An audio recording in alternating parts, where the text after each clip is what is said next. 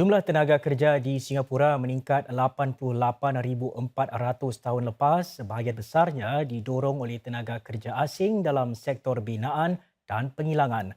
Tenaga kerja di kalangan para penduduk pula meningkat hampir 5,000 dengan kebanyakan mereka mendapat pekerjaan dalam perkhidmatan kewangan dan profesional. Kementerian Tenaga Manusia MOM menyatakan pemberhentian pekerja meningkat lebih seganda berbanding tahun 2022 yang menyaksikan jumlah rekod terendah. Namun ini serupa dengan jumlah pra-pandemik. Lebih separuh atau 58% diberhentikan kerja disebabkan penstrukturan semula perniagaan, ekoran cabaran peringkat global bagi sektor seperti perdagangan borong dan pengilangan elektronik. Bagaimanapun, lebih daripada 60% yang diberhentikan berjaya mendapat pekerjaan baharu dalam masa 6 bulan.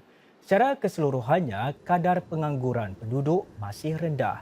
Dengan sentimen perniagaan kini kelihatan lebih baik, MOM menyatakan lebih ramai majikan bercadang menambah tenaga kerja atau menaikkan gaji tahun ini.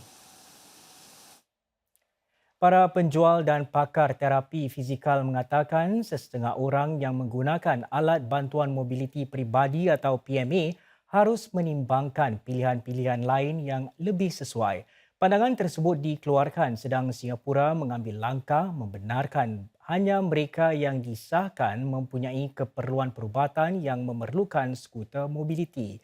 Peraturan itu berkuat kuasa tahun depan. Dahulu, keadaannya yang sukar berjalan bermakna Encik Yahya Amudin, 82 tahun, perlu ditemani apabila ingin keluar rumah. Namun 3 tahun lalu, beliau menerima bantuan daripada Dana Teknologi Bantuan untuk membeli skuter mobiliti. Di bawah peraturan baharu, subsidi ini mengesahkan bahawa beliau seorang yang perlukan skuter ini. My leg is not strong. Pain also. I cannot move. Then this scooter is important for me lah. If I want to buy something, I can go to market. I go to pray.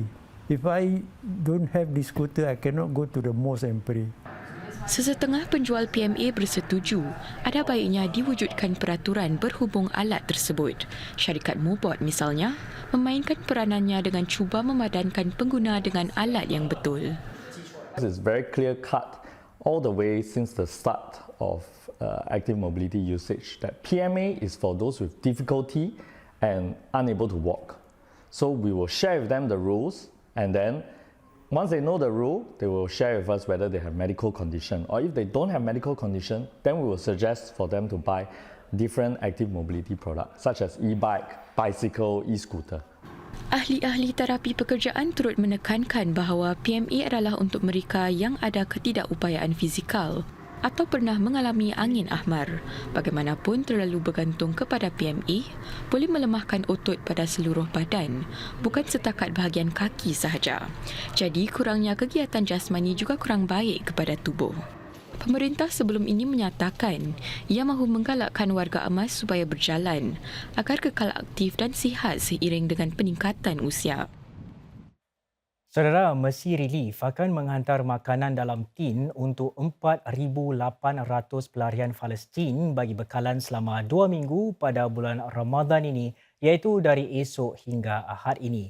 Ini merupakan kiriman pusingan kedua bantuan kemanusiaan kepada para penduduk carikan Gaza dan pelarian Palestin di Mesir. Bantuan makanan ini disasarkan kepada keluarga dan individu yang mengalami kekurangan zat makanan. Jenis makanannya dipilih dengan teliti bagi memenuhi keperluan pemakanan harian mereka yang dalam masa yang mencabar sekarang. Mesir Relief juga akan mengadakan majlis berbuka puasa dan menyediakan makanan sahur untuk para pelarian Palestin di Al-Arish dan Ismailia di Mesir.